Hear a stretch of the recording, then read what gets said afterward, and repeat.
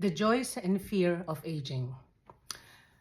When I turned 50, I was very, very nervous. Because in my mind, you turn 50, there's so many things you cannot do. I look back and I remember, trying to picture in my head what 50 looks like for my mom. And I remember at that age, she was very serious, very intense. And it seems like she has lost passion.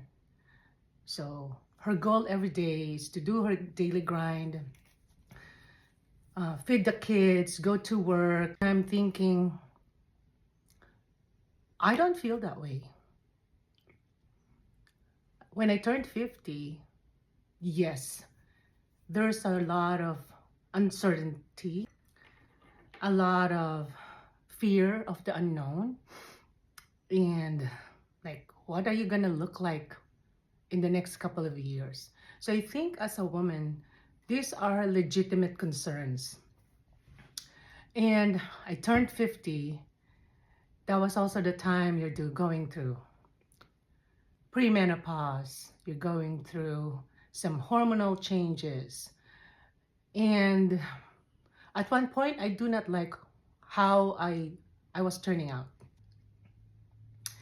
I didn't take care of myself. I am very passionate of planning my future and my retirement. I am looking forward to what is ahead and what is my future gonna like. So I started writing it down, age I want to retire or I'm hoping to retire. What are my options? Where do I want to retire? What am I gonna do?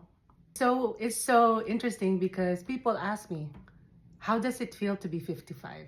Or they thought if they ask my age, I'm gonna deny my age.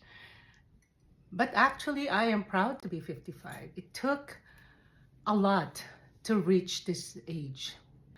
But every day I wake up so grateful of my situation. I think now I'm more forgiving of myself. I think now it's okay to make mistakes. It's okay to admit you cannot do things, but you want to be better.